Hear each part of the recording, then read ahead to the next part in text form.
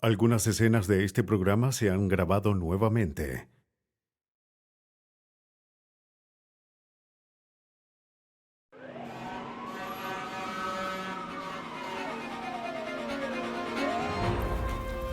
Un mortífero incendio en Boise, Idaho, deja sin vida a un padre y a sus dos hijastros. A medida que los investigadores revisan las cenizas, encuentran evidencia de que el incendio no fue un accidente.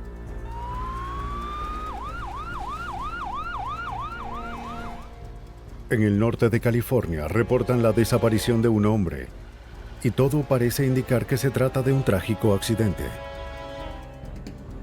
Pero una investigación de rutina pronto demuestra una red de engaños, fraude y posible asesinato. Cuando hay dinero involucrado, algunos depredadores no se detienen ante nada para ganar la confianza de sus víctimas. Pero incluso las tramas más complejas pueden quedar descubiertas cuando hay quienes están decididos a hacer justicia para aquellos que han sido fatalmente traicionados.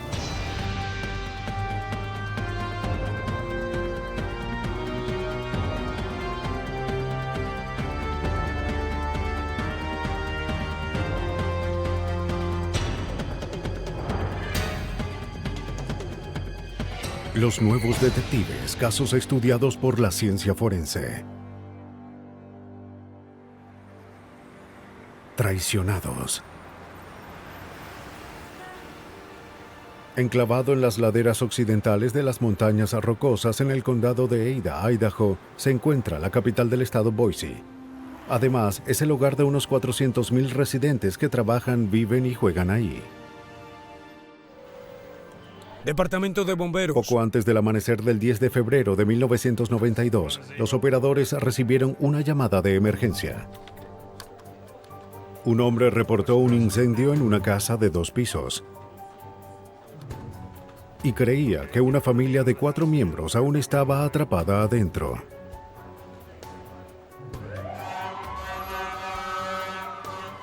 En minutos, bomberos y unidades de emergencia de la zona respondieron al llamado. Por acá. Alto. Más arriba. Creo que es suficiente así. ¡Vamos! Las llamas y el humo consumieron la casa.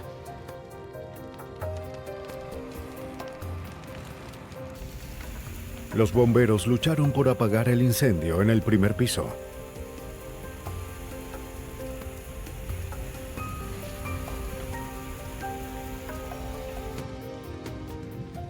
Los rescatistas se abrieron camino a través de las llamas y el humo espeso para revisar si alguien había quedado atrapado. Sí.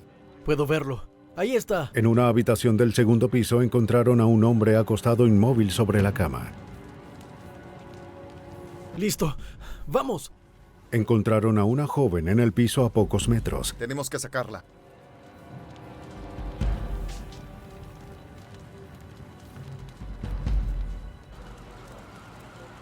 Durante la búsqueda, los bomberos recuperaron el cuerpo de un joven en otra habitación. Confirmen, 2, 3, 4. Lo tenemos. Sí, vamos a llevarlo. Todas las víctimas fueron llevadas afuera para darles primeros auxilios. Hay más víctimas. Tenemos 3 víctimas adentro. Pero a pesar de los esfuerzos de los rescatistas, los 3 fueron declarados muertos en la escena. El hombre eso que fue lo que vivía pasó. en un anexo dentro de la casa le dijo a la policía que se despertó alrededor de las 4 de la madrugada por su alarma de incendios. Trató de despertar a la otra familia, pero no obtuvo respuesta. Identificó a las víctimas como Randy Rowe, de 34 años, y sus 2 hijastros. Y vi que las llamas No sabía estaban el paradero de la subiendo. madre de los niños, Robin Rowe, quien también vivía en la casa. Estamos en 1482. Entonces, 2 mujeres llegaron a la escena. Una se identificó como Robin Rowe, ¿Qué sucede? Oiga, no, esos son mis No hijos. sé, necesito que se quede usted visiblemente aquí. Necesito abatida que se por quede la aquí. noticia. El personal de emergencia llevó a la joven madre lejos de la casa. ¿Por qué mejor no venimos para acá?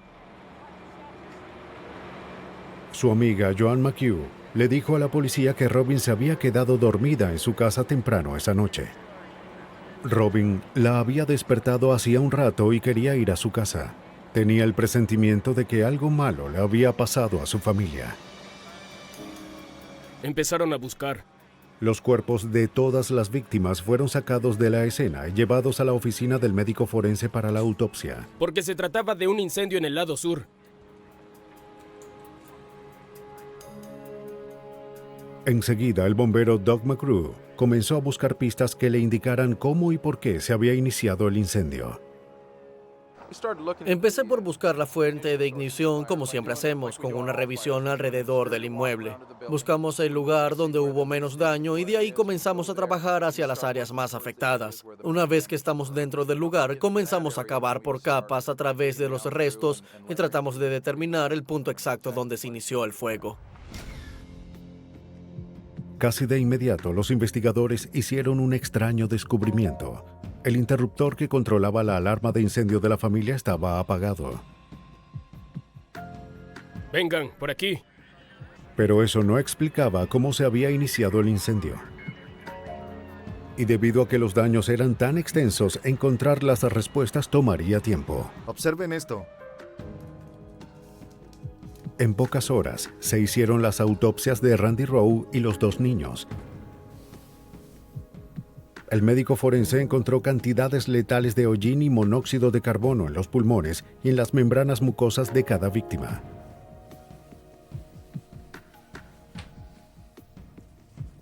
Concluyó que los 3 habían muerto por inhalación de humo causada por el incendio.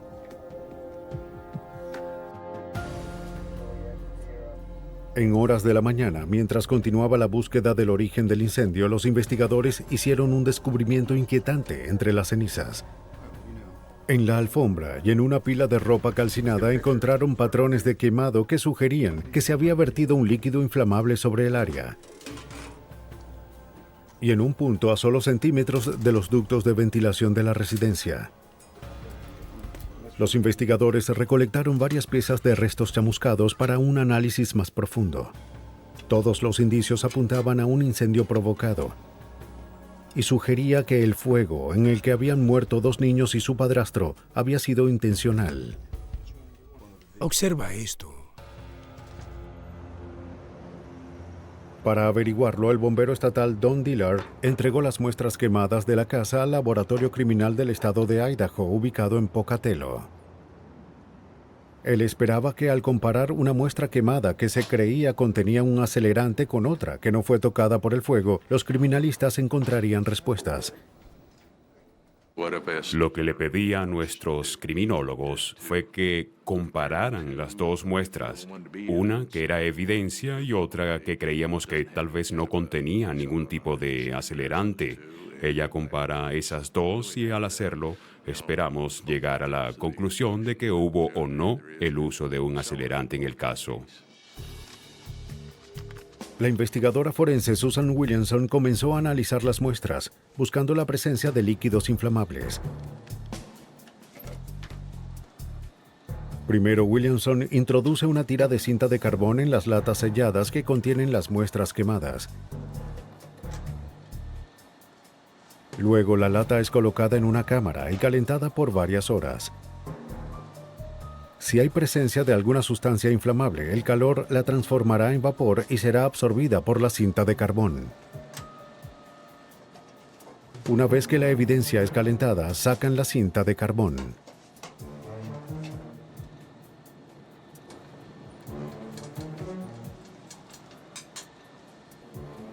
Para recuperar cualquier vapor atrapado, se le agregan solventes a la cinta para condensarlo.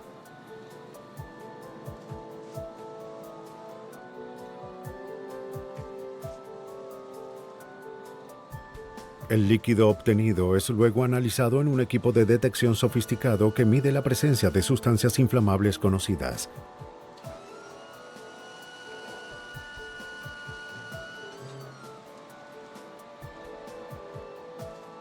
Una vez que culminó el proceso, Williamson analizó los resultados. Una de las muestras contenía un líquido inflamable y en este caso identifiqué un destilado de petróleo pesado. Estos pueden incluir sustancias como querosén, combustible diésel 1 y 2, gasolina, gasóleos, fuel oil u otros. El análisis demostró que el fatal incendio fue provocado. Y lo más inquietante era que se trataba de un triple homicidio. Los investigadores forenses descubrieron que el incendio en una casa en el condado de Ada, Idaho, que cobró 3 vidas, era un triple homicidio.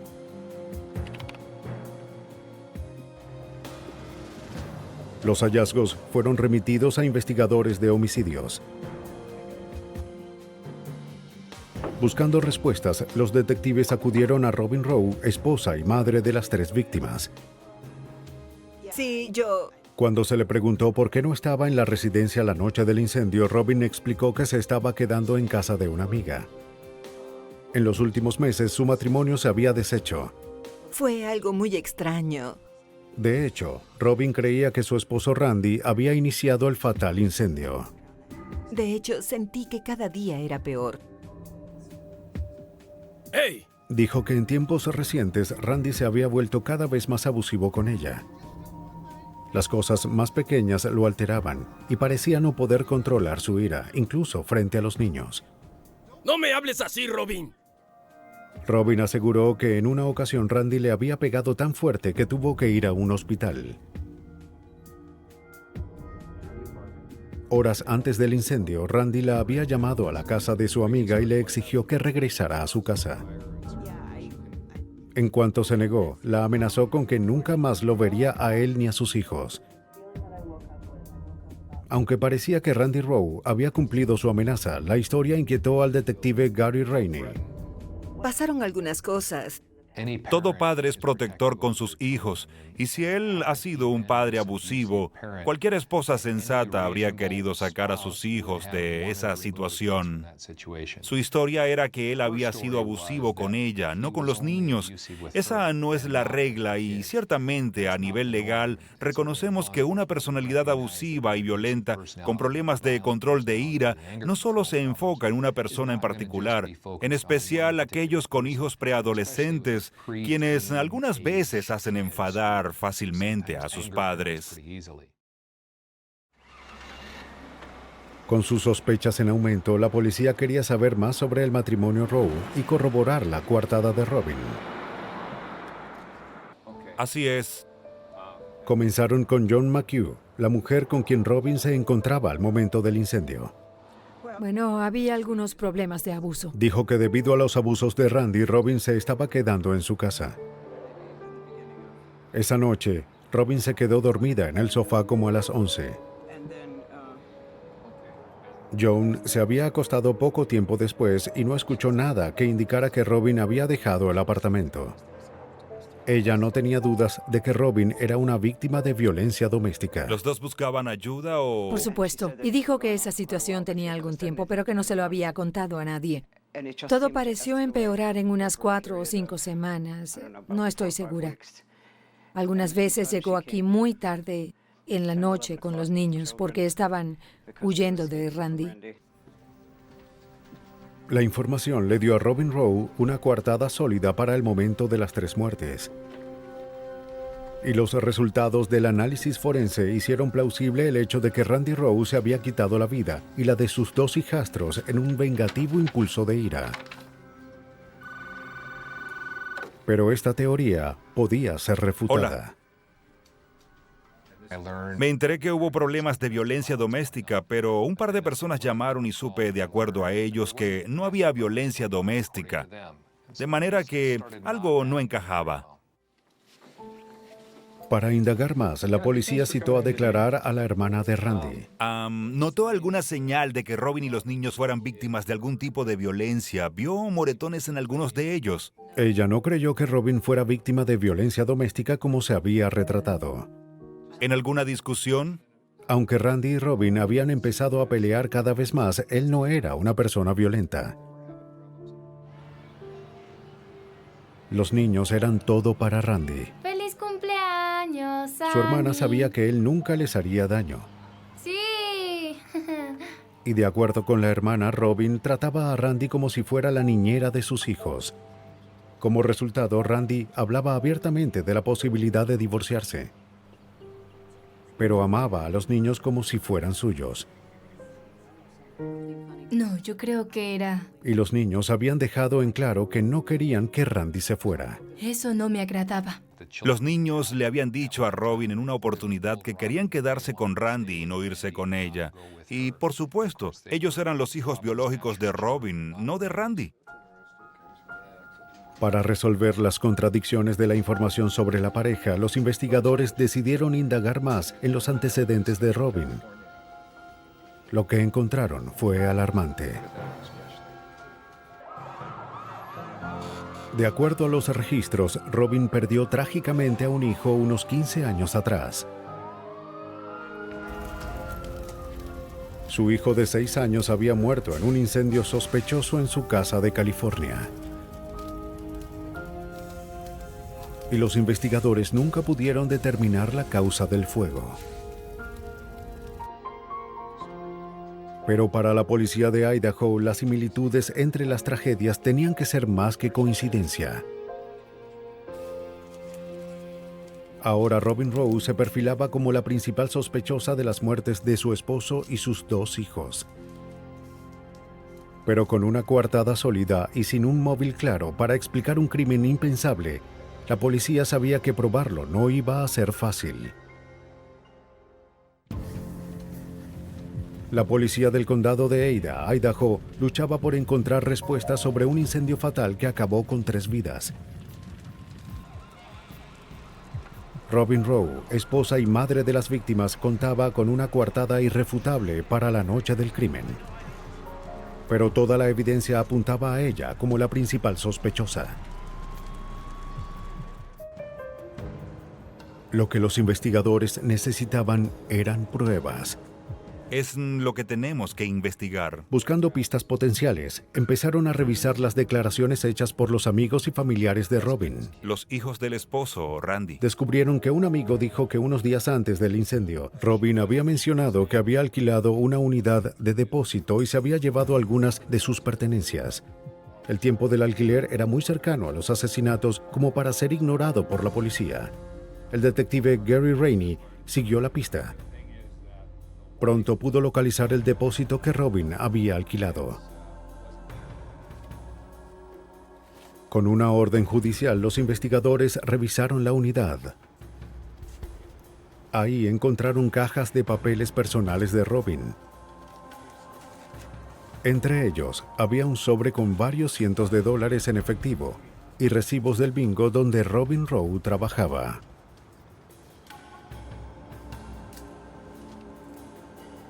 La policía también recolectó varias pólizas de seguros de vida a nombre del esposo y los 2 hijos de Robin Rowe. Ella era la única beneficiaria de todas las pólizas e iba a recibir más de $275,000 por las 3 muertes. Era una poderosa evidencia circunstancial del homicidio. Lo cierto es que tenía varias pólizas y uno de los hechos más inquietantes era que cobró las últimas 2, que estaban a nombre de los niños el 24 de enero. Y el incendio se produjo el 10 de febrero. Sin embargo, no era suficiente para arrestar a Robin Rowe. La policía interrogó a los compañeros de trabajo de Robin. No directamente, hubo una discrepancia sobre dinero. La gerente se sorprendió al saber que el efectivo y los recibos se habían encontrado en la unidad de depósito. Robin había reportado que los ingresos del último juego de bingo se habían destruido en el incendio donde su familia había muerto. Aunque las autoridades carecían de evidencia física sólida del asesinato, ahora tenían pruebas de malversación. La principal sospechosa en la investigación del triple homicidio fue arrestada y acusada de hurto mayor.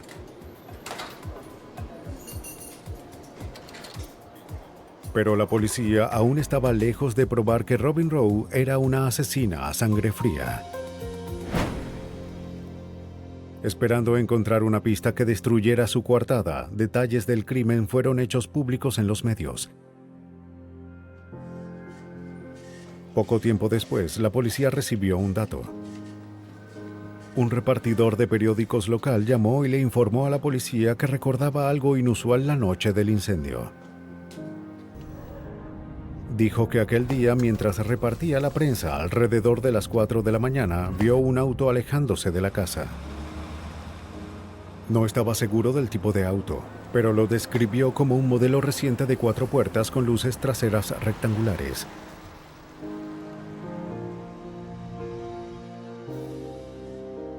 El detective Ken Smith le pidió al repartidor acudir a la comisaría. Antes de su llegada, habíamos dispuesto en el estacionamiento del departamento varios vehículos similares al de Robin Rowe, incluyendo su auto. Lo paseamos por el estacionamiento y le dijimos que buscara y viera si había algún vehículo que coincidiera con la descripción del que él había visto la mañana del incendio. Y cuando vio el auto de Robin Rowe, lo identificó de inmediato y declaró que era el mismo estilo, mismo color y parecido al auto que él había visto el día del incendio. ¿Estás seguro? Definitivamente es. El testigo había identificado un auto similar al de Robin Rowe cerca de la escena del crimen poco tiempo antes del incendio que consumió la casa. Sí, gracias. Los detectives aún tenían que superar un obstáculo mayor. La amiga de Robin, Joan McHugh, le había dado una coartada sólida para el momento de los homicidios. Aunque la policía no creía que Joan estaba mintiendo, tenían la teoría de que Robin había logrado escabullirse inadvertida del apartamento. El detective Gary Rainey estaba resuelto a averiguarlo. Concebí una situación hipotética para tratar de probar o descartar la presencia de Robin en el apartamento, y eso implicaba confrontar a Joan con Robin con la idea de que ella se había levantado a mitad de la noche, a las 3:30, que era la hora que sabíamos que el incendio se había iniciado, de modo que Joan le dijera a Robin que bajó a tomar agua y ella no estaba ahí. Cuando Joan McHugh fue contactada, accedió a que la próxima vez que Robin la llamara desde la prisión, le iba a contar la historia falsa y grabaría la conversación. Joan estaba más que feliz de cooperar. Estoy segura, y no debería hablar por el detective Rainey, pero estoy segura de que él creía que en alguna parte de las llamadas ella destruiría todas sus coartadas, pero yo sabía que iba a explicarlo todo. Y él se iba a sentir como un tonto, porque era inocente. No hay manera de que una madre mate a sus hijos. Así que accedí a grabar la llamada. En la noche del 20 de febrero, Robin llamó a Joan desde prisión. ¿John? Sí, es Robin. Hay algo de lo que quería hablarte. Esa mañana bajé las escaleras y no estabas ahí. ¿A dónde fuiste? Sí, lo sé. Es que tuve que salir. No salir. era la respuesta que esperaba. Robin repitió su historia de que alrededor de las 3:30 se despertó con el presentimiento de que algo malo le había pasado a su familia. Pero ahora agregó que había contactado a una psiquiatra y había dejado el apartamento para hablar con ella por 1 hora. En una grabación, Robin había destruido su coartada. Joan estaba devastada. Fue terrible. Y no sabía qué hacer después de que todo estaba grabado. No estaba segura de si llamar a Gary o agarrar la grabadora y arrojarla a la basura para que nadie se enterara. Pero yo lo sabría. Y es probable que suene dramático, pero Randy y los niños merecían más que eso. Así que llamé a Gary. Imagen de archivo. La policía contaba ahora con suficiente evidencia para acusar a Robin Rowe de 3 homicidios en primer grado. Basados en la evidencia, los detectives creían que en las primeras horas de la madrugada del 10 de febrero, Robin Rowe se escabulló de la casa de su amiga y volvió a su residencia. Y apagó la alarma de incendios.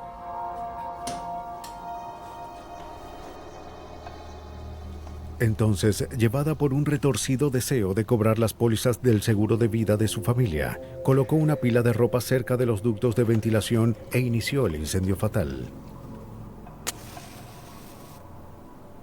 Después de asesinar a su esposo y a sus 2 hijos, volvió calmadamente a la casa de John McHugh para establecer su coartada.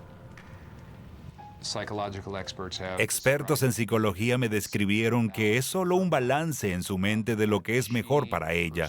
El esposo y sus 2 hijos o la ganancia de unas pólizas de vida y la oportunidad de mudarse a otro estado. Lo único que hizo fue sopesar ambas cosas y decidió que el dinero y una nueva vida era lo que ella quería en ese momento. Robin Rowe fue sentenciada por incendio provocado y 3 homicidios en primer grado, el de su esposo y sus 2 hijos. Fue condenada a muerte. La policía de Idaho tuvo que conciliar información contradictoria para encontrar la verdad. En California, la policía tiene que sortear un complejo laberinto para revelar un asesinato. Conocido por sus climas templados y sembradíos abundantes, el condado de Yolo, en California, ofrece un estilo de vida rural tranquilo a kilómetros fuera de Sacramento, la capital del estado. Pero los habitantes no están exentos de tragedias. En la mañana del 5 de febrero de 1997, los operadores de emergencias del Departamento de Policía del Condado de Yolo recibieron una llamada de una madre preocupada. Temía que su hijo estuviera desaparecido. Los oficiales acudieron a la casa. Patty Howard le dijo al oficial que no sabía nada de su hijo Nick, de 18 años, desde la noche anterior. Sí, no lo he visto. Patty dijo que la noche anterior, Nick la había ayudado a cerrar el taller de pintura automotriz, propiedad de la familia Howard. Al momento de irse, dijo que tenía que ir a recuperar su billetera, que se le había quedado en un restaurante cercano. Le dijo a su madre que regresaría a casa en un par de horas y se despidió.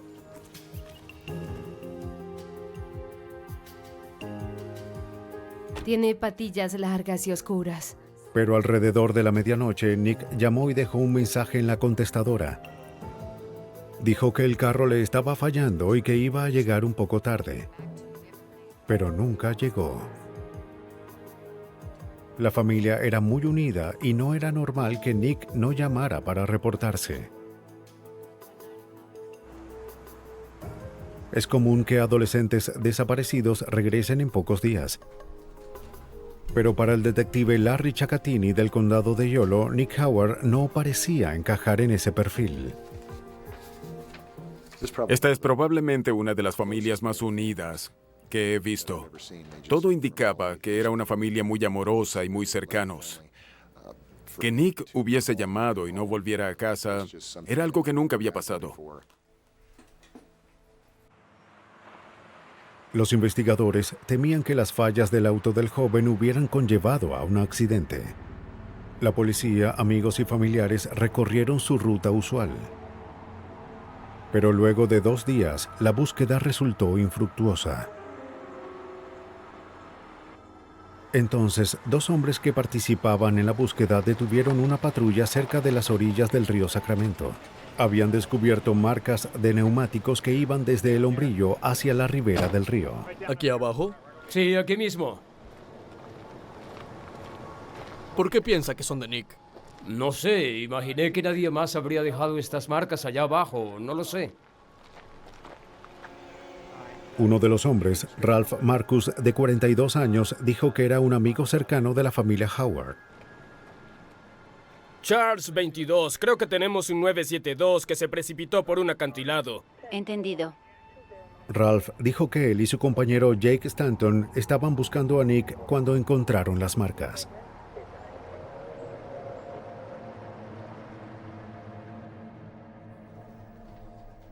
Aunque no había seguridad de que el descubrimiento estuviera relacionado con Nick, se contactó al detective Ciaccattini.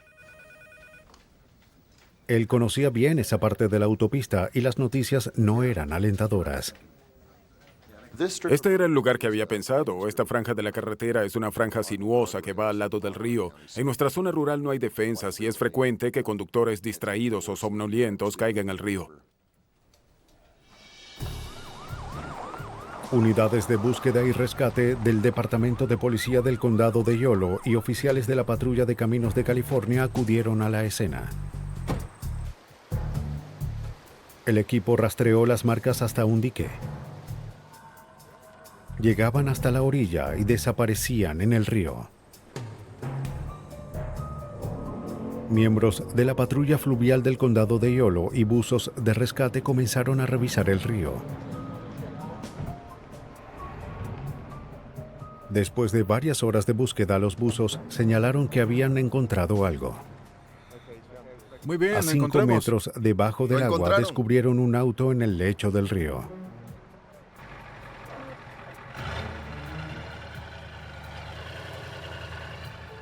Una grúa sacó el auto del río pantanoso.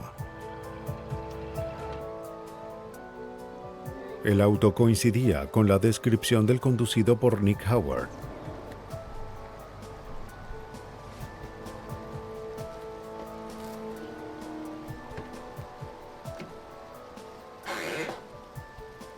Una billetera recuperada del asiento de pasajeros contenía la licencia de conducir del adolescente desaparecido. Los técnicos comenzaron a buscar pistas en el auto. En el piso encontraron los lentes de Nick.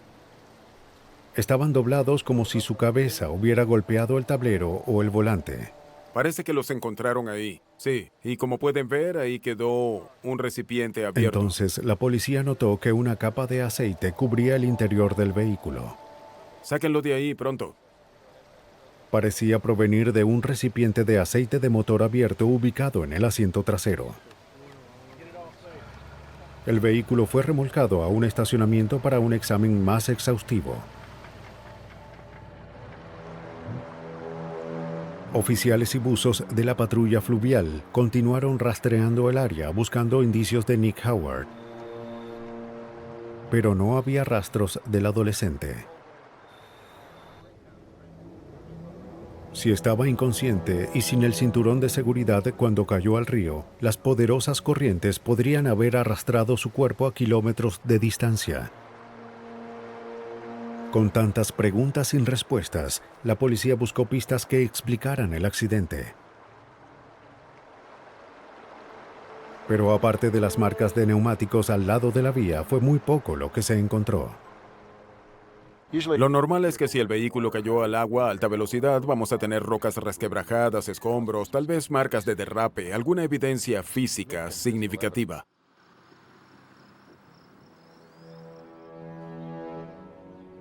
Mientras proseguía la investigación, los detectives recibieron una información inesperada. La familia de Nick Howard entregó unos papeles que encontraron cuando revisaban su habitación. Uno era una póliza de vida a nombre del adolescente valorada en $850,000. Además, había un cambio inconcluso del beneficiario en la planilla, en la que se colocó a Ralph Marcus, el hombre que había descubierto las marcas de neumáticos en el río, como el nuevo beneficiario. A la policía le sorprendió de que una persona tan joven como Nick Howard tuviera una póliza de seguro tan cuantiosa. En esencia, estaba gastando una cuarta parte de su ingreso mensual en una póliza de vida, lo cual era extraño, ya que esto no es algo en lo que una persona de 18 años de edad esté pensando, en especial por tanto dinero. Tome asiento. Y esa no era la única noticia inquietante. Un conocido de Nick Howard presentó información a la policía. Cuénteme sobre la póliza de seguro. Él creía que Nick estaba sano y salvo. Dijo que recientemente el joven se jactaba diciendo que su póliza de seguro lo haría millonario. Todo lo que tenía que hacer era fingir su muerte, desaparecer y dejar que Ralph Marcus cobrara la póliza. Habló sobre un gran monto y de eso es lo que hablaba. Una prueba de polígrafo confirmó más tarde que decía la verdad. La búsqueda frenética de un adolescente desaparecido había tomado un rumbo inesperado. Ahora los investigadores tenían que considerar que Nick Howard había simulado el accidente de tránsito y su propia desaparición. Para averiguarlo, la policía buscó la ayuda de la Unidad de Reconstrucción de Accidentes Viales de la Patrulla de Caminos de California. Usando como guía las marcas de neumáticos encontradas al lado de la vía, el investigador Steve Walker analizó la escena. Mediciones detalladas indicaban que el auto se salió de la carretera en un ángulo de 45 grados y no había evidencia de salto o rebote sobre el hombrillo. Esto sugirió que la velocidad del auto no era superior a 22 kilómetros por hora cuando se salió de la vía. Era improbable que un conductor adormilado o distraído hubiese provocado que el vehículo terminara en el río. Y tampoco había evidencia que sugiriera una colisión.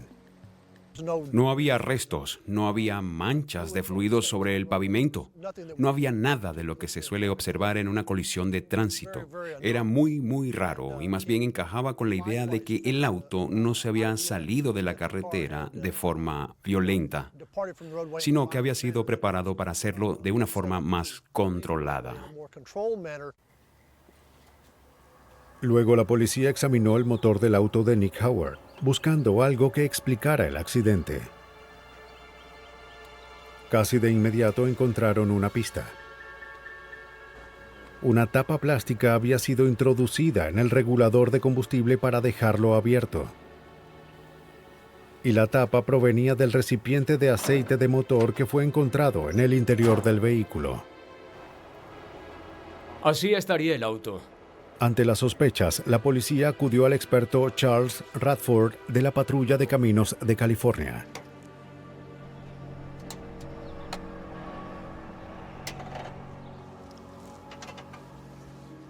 Para determinar el significado de los hallazgos, realizó un experimento. Acuñó una tapa en el regulador de combustible de un auto de transmisión manual. Puso una velocidad y prendió el motor. El motor aceleró hasta 6.000 revoluciones por minuto y avanzó dando tumbos. Y en segundos obtuvimos velocidades que alcanzaron los 32 kilómetros por hora y en cuarta una media de 24 kilómetros por hora en un rango entre 30 y 45 metros. Esto demostró que era muy fácil para alguien poner un auto en el río usando una tapa de un envase de aceite. Toda la evidencia que la policía había reunido apuntaba a creer que Nick Howard, de 18 años, había simulado su propia desaparición.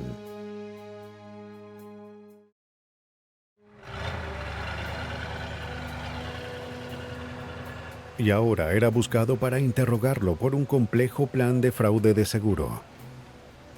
Pero hasta ahora, todos los esfuerzos por ubicar al adolescente habían fracasado. La policía del condado de Yolo, en California, continuó la búsqueda de Nick Howard, de 18 años.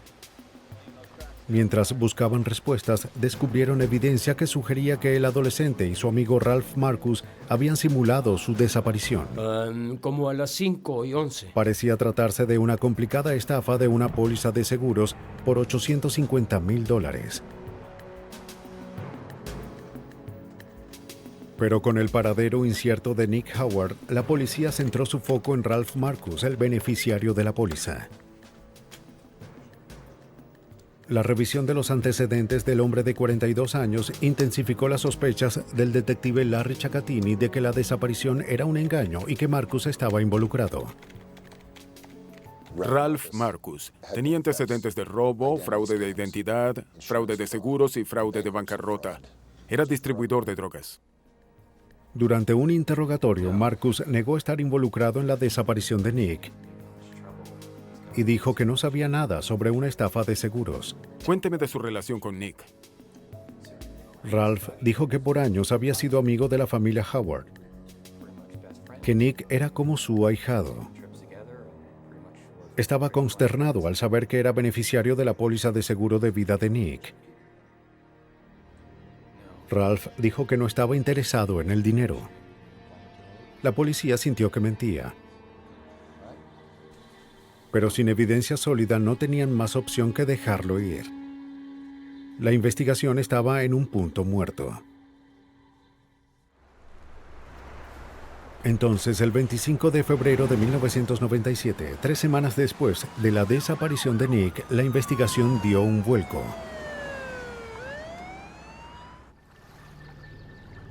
Pero no era el esperado. Un hombre que pescaba en el río Sacramento llamó a la policía al descubrir restos humanos. A menos de 1 kilómetro de donde el auto de Nick Howard fue encontrado, la policía recuperó los restos descompuestos de un hombre joven. La víctima, que fue encontrada con un guante en su mano derecha, coincidía con la descripción del adolescente desaparecido. Más tarde, los registros dentales confirmaron que Nick Howard había sido hallado. Sin una causa obvia de muerte, el cuerpo fue llevado a la oficina del forense del condado de Yolo. El patólogo forense Dr. Brian Peterson comenzó a buscar respuestas. Aquí hay unas fotos del cuerpo que encontraron en la escena. Muy bien.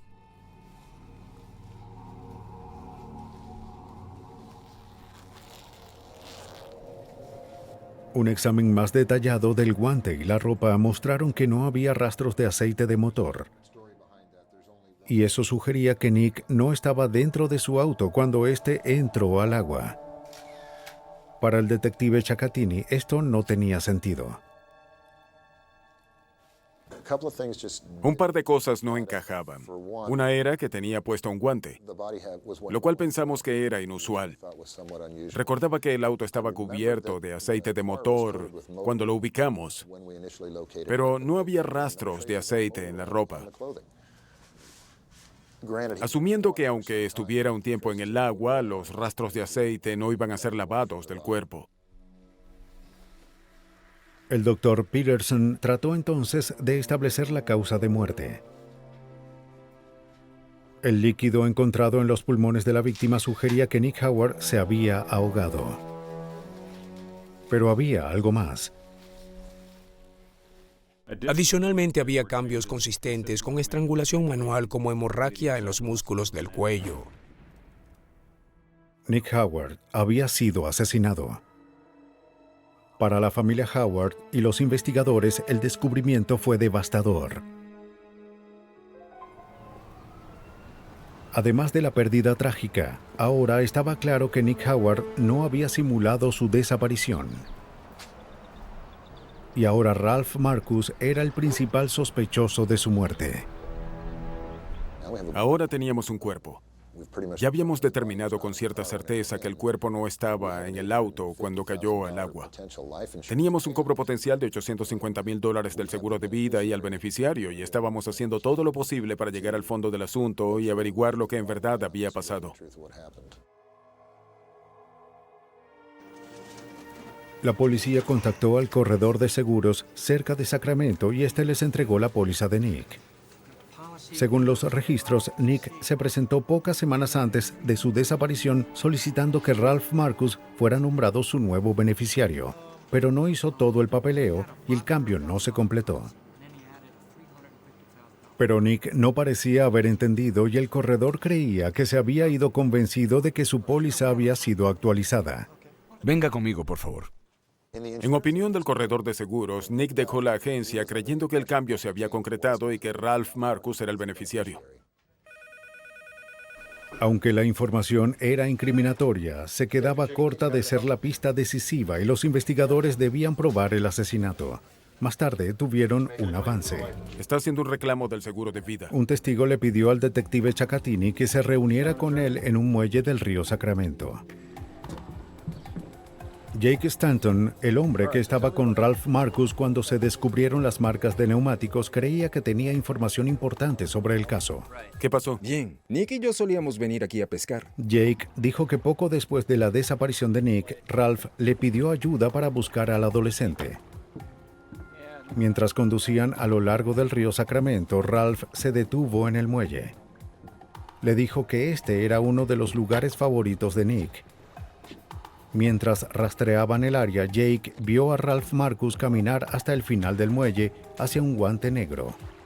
Mientras Jake se voltea, ve a Ralph deshacerse del guante en la punta del muelle. Antes de que Jake dijera algo, Ralph le dice que estaba tratando de agarrar el guante. Los detectives le mostraron a Jake el guante negro que recuperaron del cuerpo de Nick. ¿Alguna vez vio algo como Es idéntico al guante que Ralph pateó. Estaba seguro de que era idéntico al que Marcus había pateado en el muelle. Jake insistió en el hecho de que Ralph estaba tratando de patear el guante para que no fuese encontrado. La importancia de esto era que no le habíamos informado a nadie que Nick usaba un guante cuando lo encontramos. La información acercó a la policía un paso más para probar que Ralph Marcus había asesinado a Nick Howard de 18 años. Pero hasta ahora toda la evidencia era circunstancial.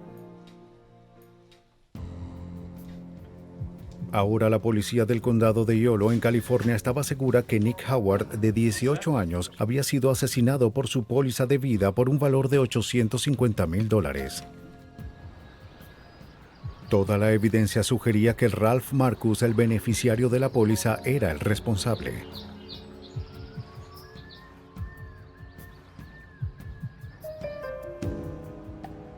El sospechoso fue citado para otra entrevista. La policía le mostró el guante negro que había sido recuperado de la víctima. Aunque testigos vieron a Marcus patear un guante idéntico en el río Sacramento, él negó haberlo visto antes. Marcus continuó insistiendo en que no tenía conocimiento de la póliza de vida de Nick y que no estaba involucrado en su muerte. Destacó que había hecho grandes esfuerzos para ayudar a encontrar a Nick después de su desaparición. Pero los detectives creían que Ralph Marcus había hecho eso solo para desviar la atención sobre él. Sí, de acuerdo. Muchas gracias. Las autoridades consiguieron una orden para registrar la casa que Ralph compartía con su madre. Ahí encontraron varios documentos relacionados con la póliza de seguro de Nick Howard y que Marcus estaba en el proceso de reclamar los $850,000. El sospechoso conocía bien la póliza de vida de Nick, algo que negó repetidamente. Fue puesto bajo arresto y acusado de homicidio en primer grado. La policía creía que Ralph Marcus había logrado convencer a Nick Howard, de 18 años, a fingir su propia muerte después de nombrarlo beneficiario de su póliza de vida. Pero Marcus nunca tuvo la intención de repartir el dinero. Una vez que el plan estaba listo, golpeó y estranguló al adolescente y lo lanzó al río para que muriera.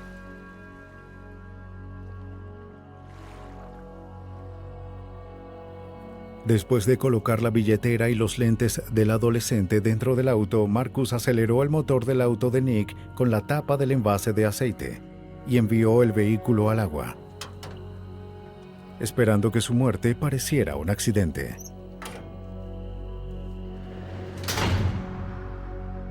Ralph Marcus fue sentenciado a cadena perpetua por el homicidio en primer grado de Nicholas Howard. La avaricia y el egoísmo pueden ser motivos poderosos para el asesinato. Y cuando el asesino es astuto, la verdad puede ser esquiva. Pero los detectives y científicos forenses están dedicados a encontrar justicia para aquellas víctimas desprevenidas que han sido traicionadas.